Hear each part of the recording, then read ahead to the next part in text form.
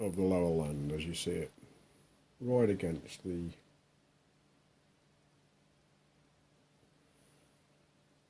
ball of the test indicator. And 0. And this is a tenths indicator, so it's a bit way, bit wire.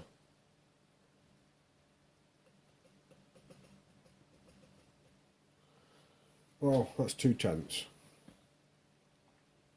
Now I'm just going to drag the unit away from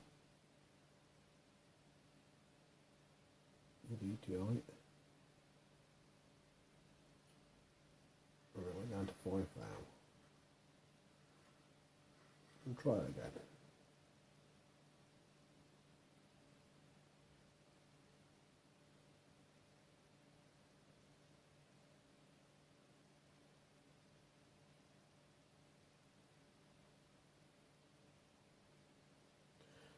That's 3 thou.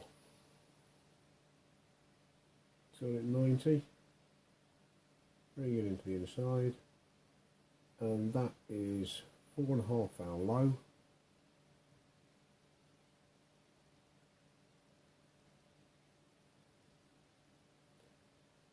And 4.5 thou taper to the outside. Spin it around another 90.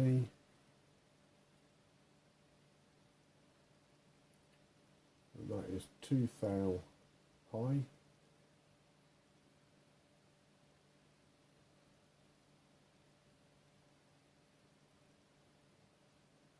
And raises up 2.5 thou.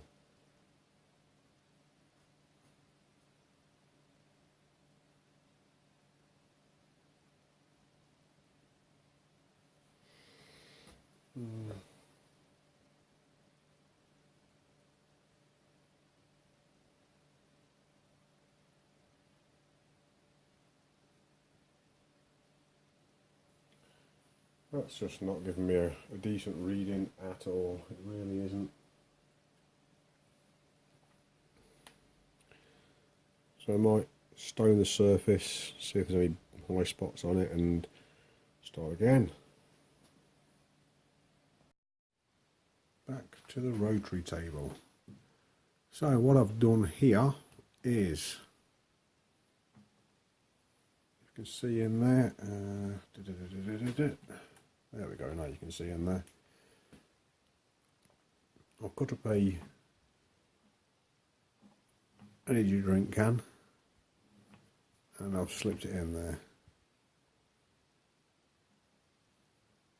onto each jaw, and then I've nipped it up so it was quite tight, and I rotated it in the can, which is aluminium, so it's nice and soft to get a good seat in, and then I give it a nip, you know, one hand, I can still go tighter, don't want to go any tighter. So that's in now. And I think I want to have a look at it rotate now. I'm back gear, so that's going to be quite noisy. Make sure my gears are alright, yeah, the gears on the back are okay, and we'll run that. So I oil the bearings, because I haven't done that tonight. Let's get some oil into the bearings.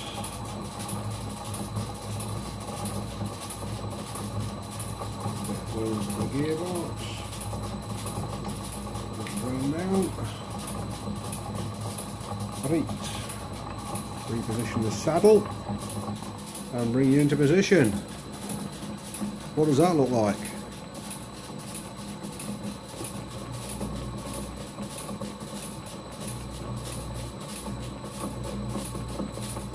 Well, that looks to be true. Absolutely true. Take this light away so it's any better. Let's see if we get a better angle, because you're seeing the T-slots. There we go, right there. What do you reckon? That looks true.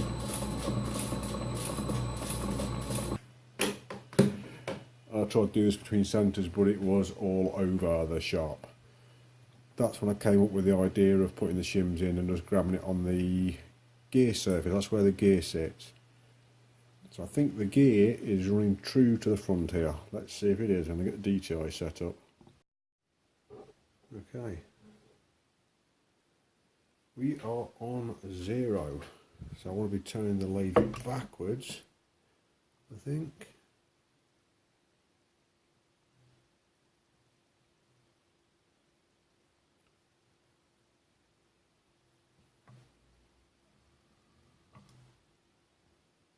Five, 7.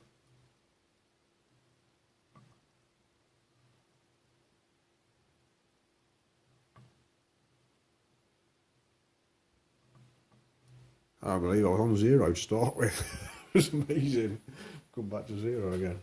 It all went one way. That was a good guess, weren't they? So this is a 5/10 indicator. 1, 2, 3, 4, 5. Yeah, so that 5 scale that you see when it goes to 5, that is 5/1000 of an inch. So there's 5. 7.5.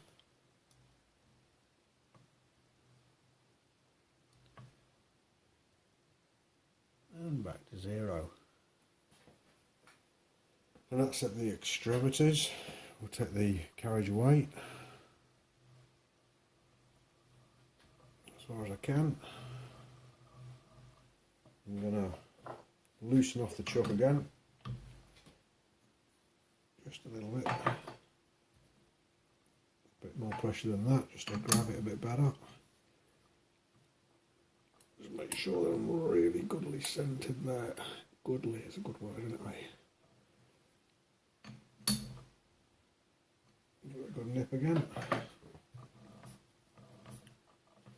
Try again.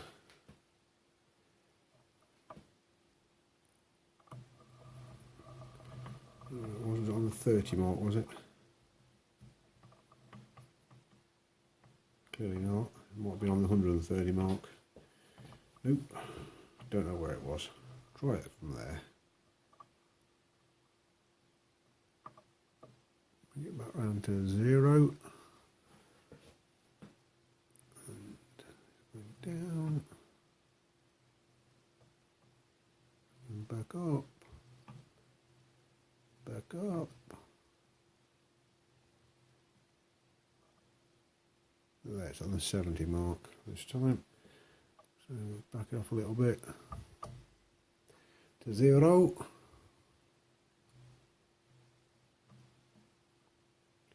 What were we, 7.5? And I've got 5. So that's better than the 14 I was getting on the surface table. So that's pretty in line, I'd say. Yeah, I'm using a 3-jaw chuck.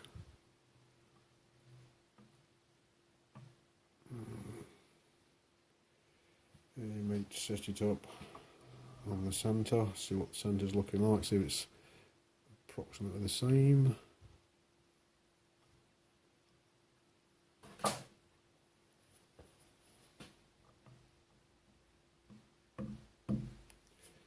See what that's done. Nothing. Bit more of a tap. Absolutely nothing. Let's just see. Oh, I'll have to get the gauge out of the way. I'm going to get the hammer, I'll go in a little bit more than that.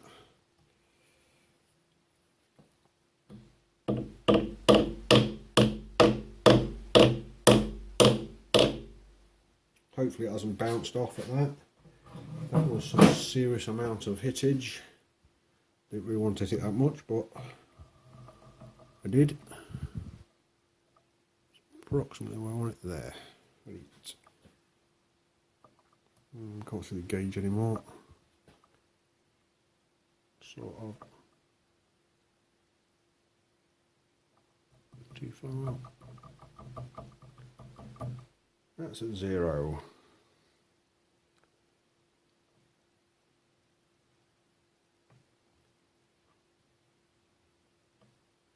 One out. Oh, that's way out. That's fourth out. That's fourth out. Back to 0. So thread one more time. Gauge out the way.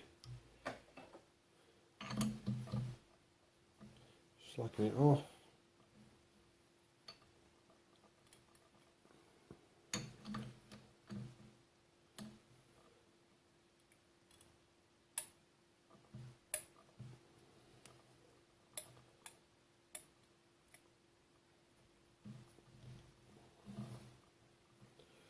Try it again, see if it's repeatable. So at the back here, it was, can you still see the gauge? Yeah, I should be able to see it like that. We had 7.5 thou back here.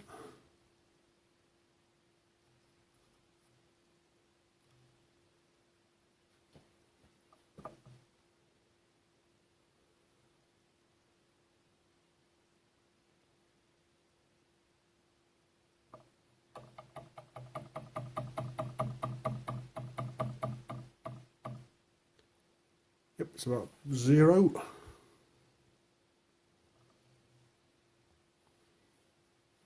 I'll see it myself now.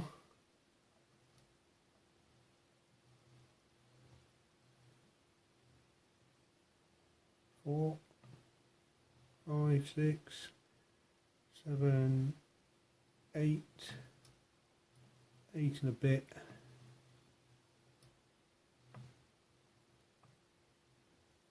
Zero. 8 and a bit thou. So that's 7 thou was repeatable. 7.5 to 8 thou. It's obviously, you know, there's going to be a variation at which point I put it, and there's going to be variations in the surface. And we are measuring in 1/2 tenths here. But that was a whole thou extra. And it was repositioned twice, once with a hammer. So I would say that was reasonable. Still got to digest what I've seen there, but that was reasonably good. So we have a similar setup, but now I have clamped it on the face that sits in the lower bearing. I'd clamped it on this surface here before, which was where the gear sits. Now I've got it on where the lower bearing sits.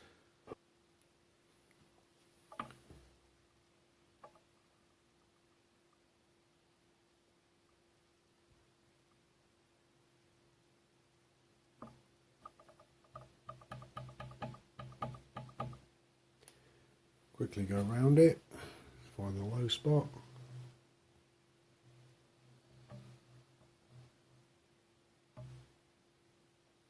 That is completely off of it now. Okay. So around there should be the low spot.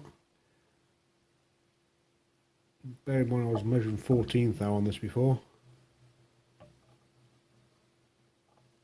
And that's the low there. 260.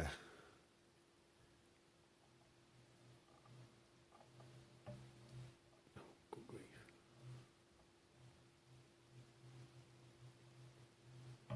That's going high.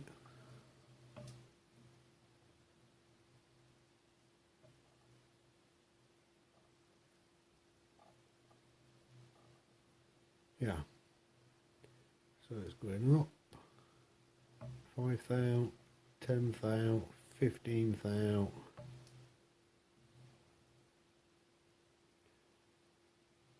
20 thou, 21 thou.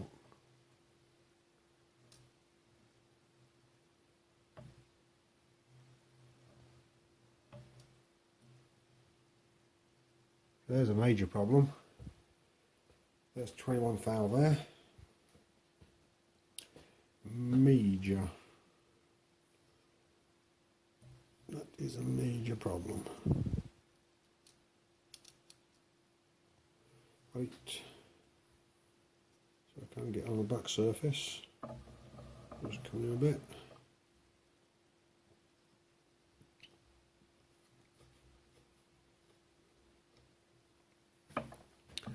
Should have done this on the last setup, not to worry.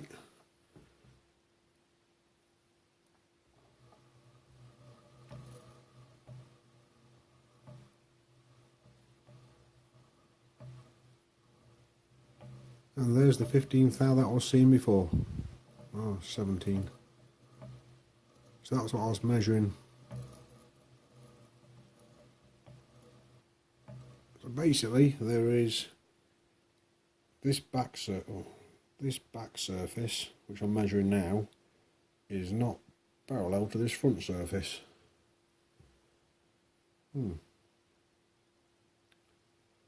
So that adds extra complications. But now I've got an idea of what we're looking at. By 21 thousandths, there's a run out between this front surface and the land on that. I believe that's right. This surface is within 7.5 to 10 thousandths of run out. So if I got something clamped to it and I was using that bearing as the bearing surface, then the part, when I rotated it, if I was doing milling in operations, there would be an 1/8 thou variation from side to side. Or if I was dusting off the top, or if I levelled it out and I did the rotation, then it would cut a cone around the top. And all those things of 1/8 thou approximately. If I was doing it on that one, actually it would double to 16 thou, whatever, 8 or 16 thou. On this bottom one, if I clamped it on that one and relied on that alone, which is what the device is, there's 21, 22 thou, which could equate to 40 thou, whatever, 22 or 40 thou. I can't be asked to think about that much at the present. So that's clearly out of the question. So what I think I'm going to have to do, get that into gear, because if I'm resting on it I need it to be in gear. What I think I'm going to do is, I'm going to put my bronze bush on the bottom of this face here. Then I'm going to mount this to the faceplate to faceplate, and I'm going to machine the bronze bush parallel to this surface, hopefully. Hopefully is the main thing of it. Then when this rests in the body of the rotary table, and the rotary table is within 2/10 all around, so that's good. When this rests in the rotary table and that's sitting on a flat surface, this surface will be more or less parallel to the main bed of the mill or whatever it's sitting on, which is what we're looking for. But then as we're trying to rotate it, that bottom bearing will be trying to lift it up and rotate it around and what have you. So at that point then, this gear surface I don't think I'm really bothered about. There's quite a lot of meat on that surface, as you can see. So I might, it sounds like a good idea, turn this down so it's concentric with the top face. Make a bush, press and Loctite it on to that, and then turn it down to the same diameter it is now. Then I can flip it round, grab it on that bush and true that centre up to that, which should be plane to that. Then I'll have a centre. Then I can make a mandrel, or in fact actually when it's on the first operation, put the bush on, true the bush up to the right diameter, OD, make a M5, whatever it is, M6 plug for it, put the M6 plug in it, put a centre in it. So it's got a nice centre in that side there. Then flip it round, cop over to that side there. Do run out on the front of that, get it as close to zero as possible, put the centre in that. At that point then, that centre will be central. and I can hold it between centres if I need to in the future for any mishaps that go on. At that point then, there will be a bearing surface on the back here which is parallel to that. That will be concentric to that. How I'm going to make it concentric I don't know, just do it off the side I think. Clock it in off the side, off that top surface there where there is no markings. I better check it for roundness now, hadn't I? Yep, let's check it for roundness. Oh. So I've got my protective wrapper on, and I've got a something 3 to 4 micrometer. So number 966, more on right, 3 to 4. Let's see what we got.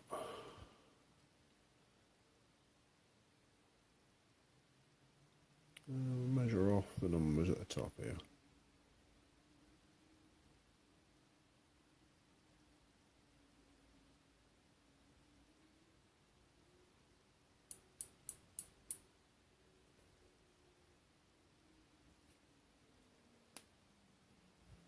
Wow.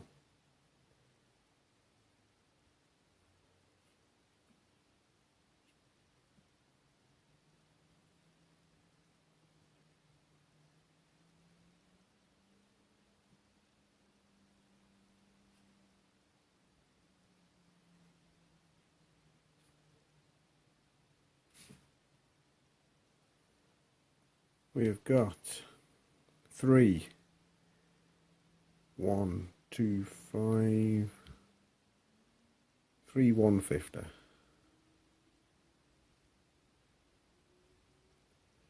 3 150.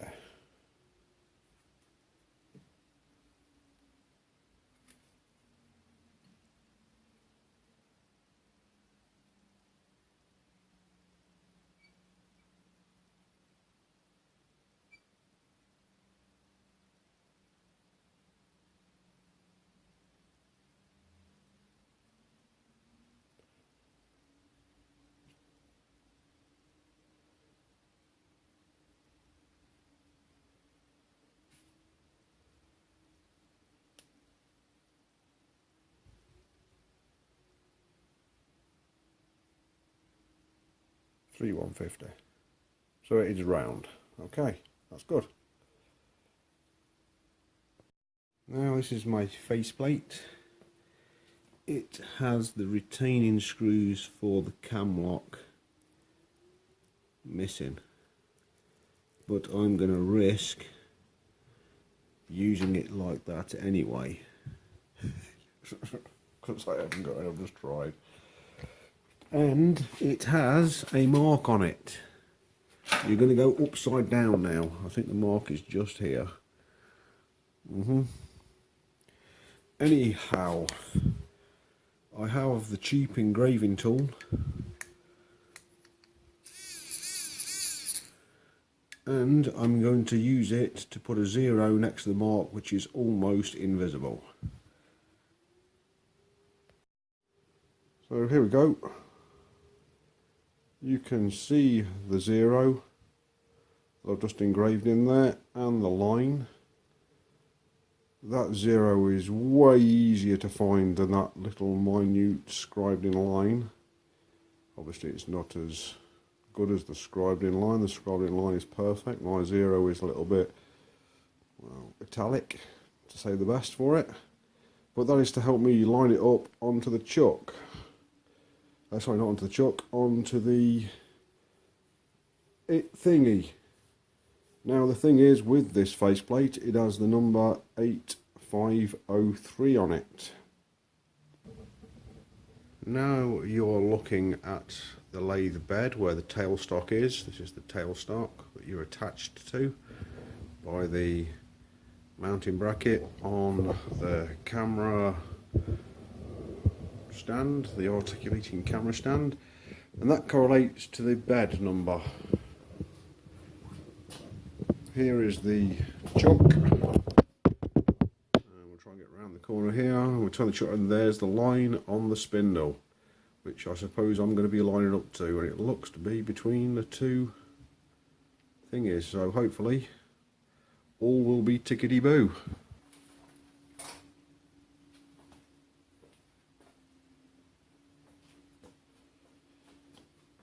So that's as clean as it is as when I did the electrolysis on it, and bear in mind this was rusty as hell.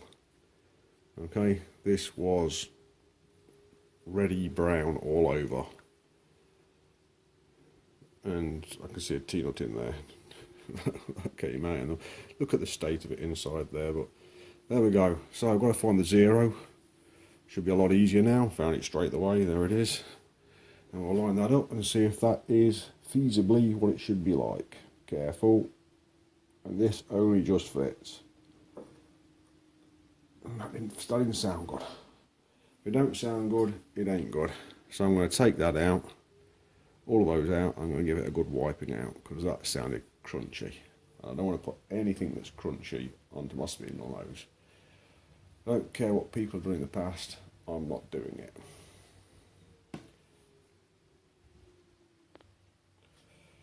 So I've just took all the pins out and put them back in again. Let's find the zero. There's the zero. Line it up. Be careful.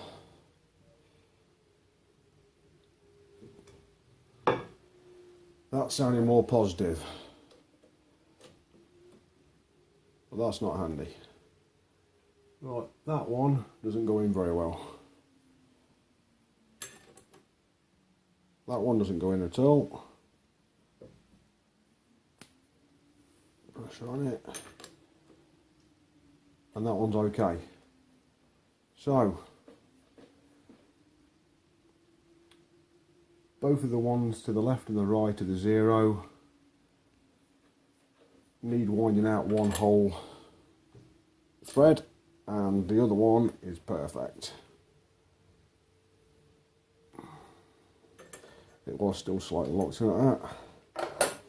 So, take it out. They have to wind out one whole circle, and then they would be locked back in again.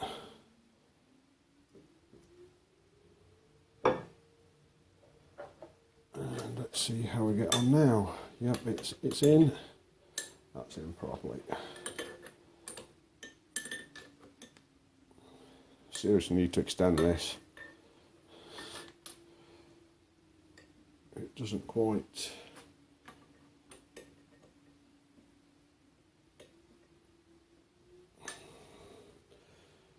do it how you want it to be done. I have to think how to extend that. It is a bit of a problem. It has been a bit of a problem at the time of the lathe. I think what I need to do is get a bit of shaft, probably about that long, drill and bore it to that size so it slips over that. Drill it, cross drill it, slip it on, press in. Now on this side drill another hole the same size as what is for this one, press that out and press that into the other one. Job's a good one, job done. Or looking at the gnarly end on that, just make a new one. But this is the first time I've had the faceplate on. Clearance is only just.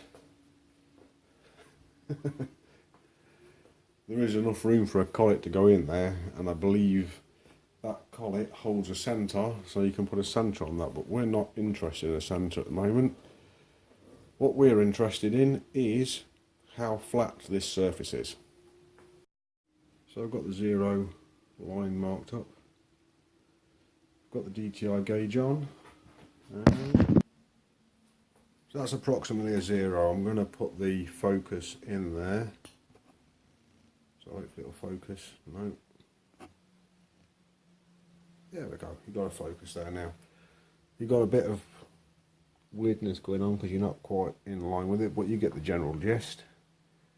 And I think there's about a thou in it. There's a rough surface because of the pitting from the rust. that going away and coming back again is obviously the gap. I've preloaded it 15 thousandths.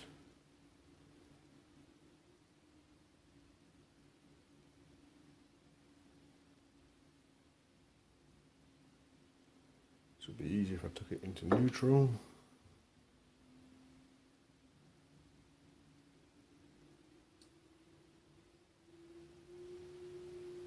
So there's half a thou.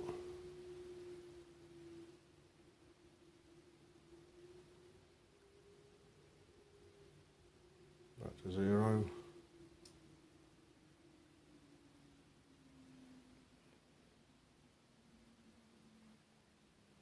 I think between 5 and 7/10,000ths of an inch run out on that.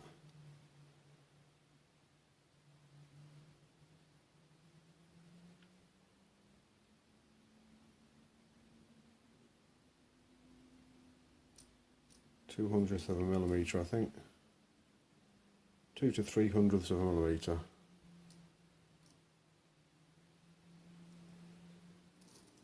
Not bad. Considering this faceplate, it was rusty as hell.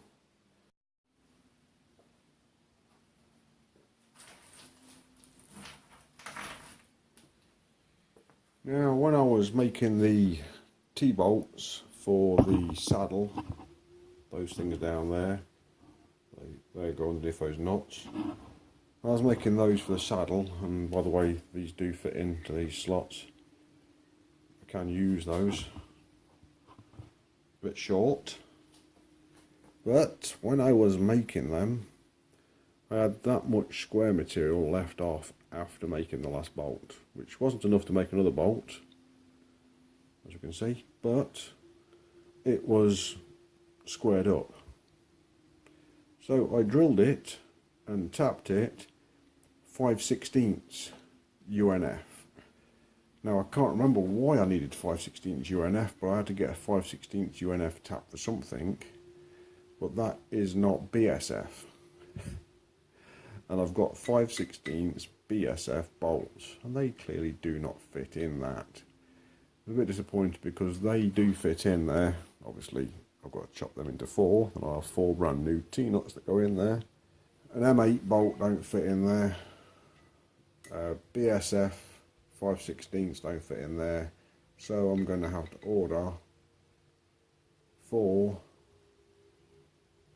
UNF bolts for that. I might just get 4 short ones, 4 medium ones and 4 long ones. And that'll be